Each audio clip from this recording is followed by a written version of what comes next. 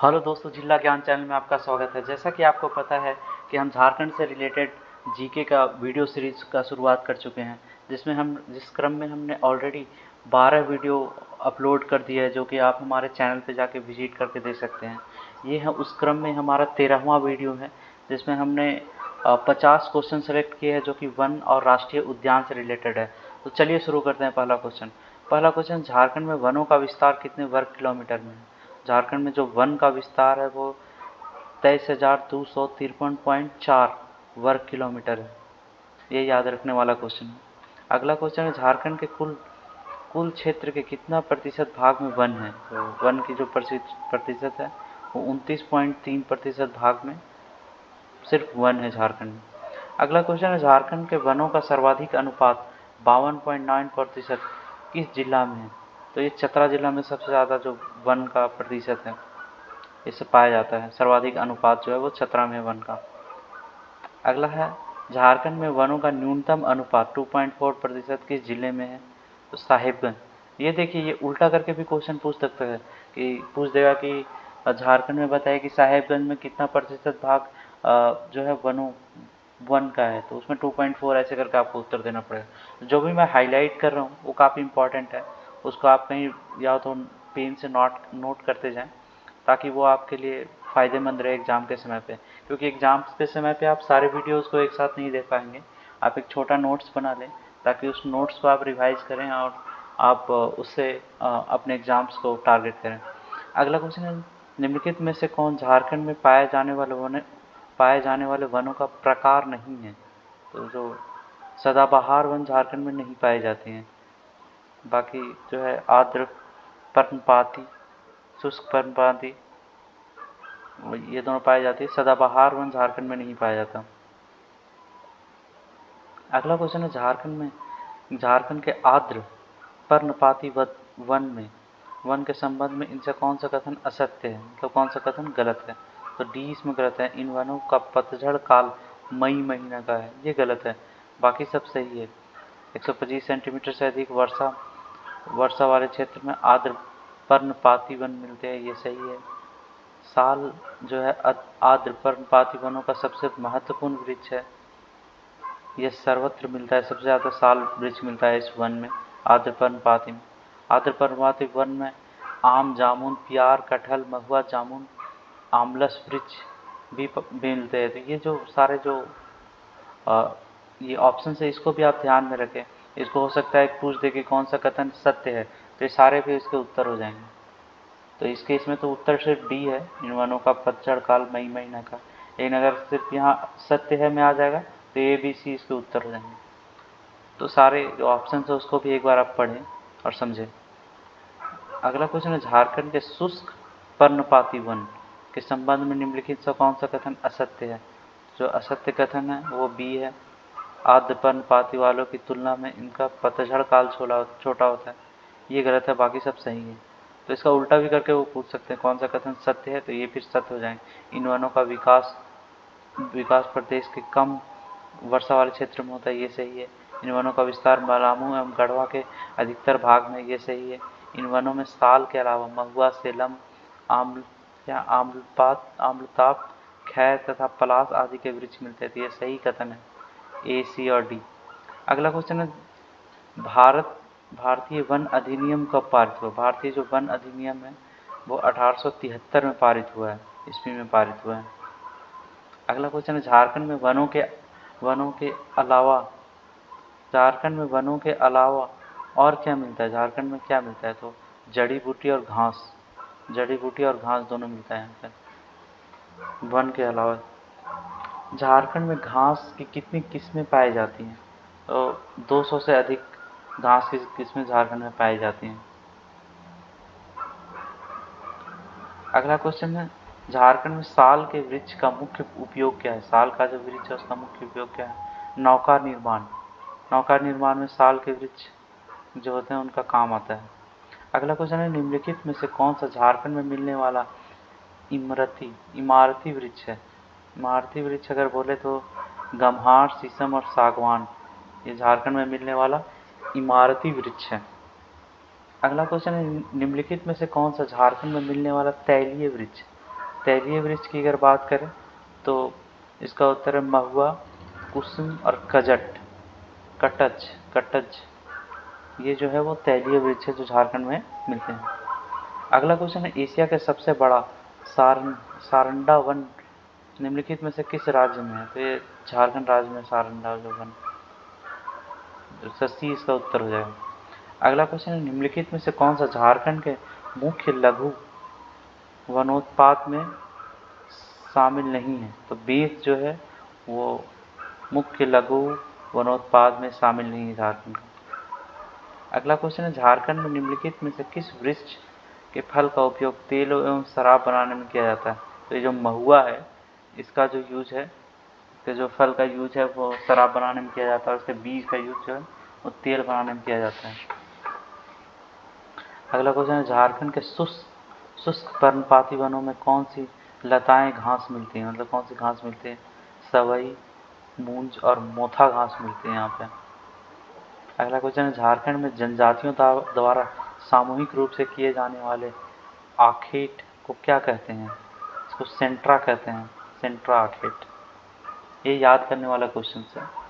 अगला क्वेश्चन है, झारखंड में प्रचलित महिलाओं द्वारा 12 वर्षों के अंतराल पर किया जाने वाला आखेट क्या कहलाता है?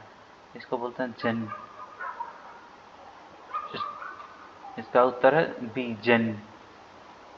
अगला, झारखंड में कितने राष्ट्रीय उद्यान? राष्ट्रीय उद्यान 2 है मात्र झारखंड में। अगला क्वेश्चन है, झारखंड में कितने अभयारण्य हैं? अभयारण्य कितने हैं झारखंड में? 11 अभयारण्य हैं। तो इसका उत्तर होगा बी, 11। अगला क्वेश्चन है, झारखंड में पहला राष्ट्रीय उद्यान 1945 ईस्वी में कहाँ स्थापित हुआ? सबसे पहला जो राष्ट्रीय उद्यान है 1954 में कहाँ स्थापित हुआ? तो इसका जो उत्तर है वो है हजारीबाग। हजारीबाग में सबसे पहला राष्ट्रीय उद्यान स्थापित हुआ जो कि 1954 में हुआ। झारखंड में पलामू स्थित बेतला राष्ट्रीय उद्यान, जो बेतला राष्ट्रीय उद्यान है, को किस परियोजना के अंतर्गत शामिल किया गया है? तो इसको शामिल किया गया बाघ परियोजना के अंतर्गत इसको शामिल किया गया।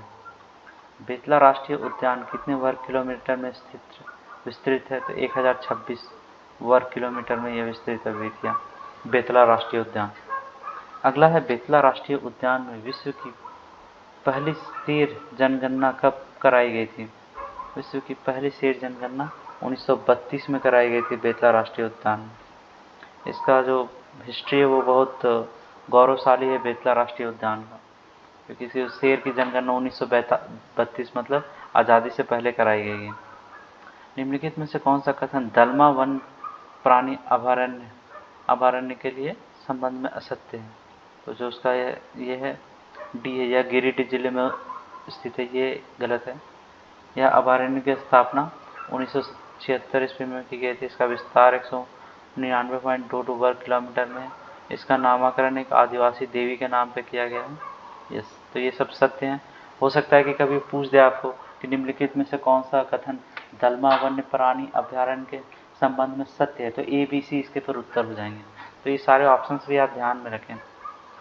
अगला क्वेश्चन है, रांची जिले के ओरमांझी प्रखंड में भगवान बिरसा जैविक उद्यान की स्थापना कब की गई थी?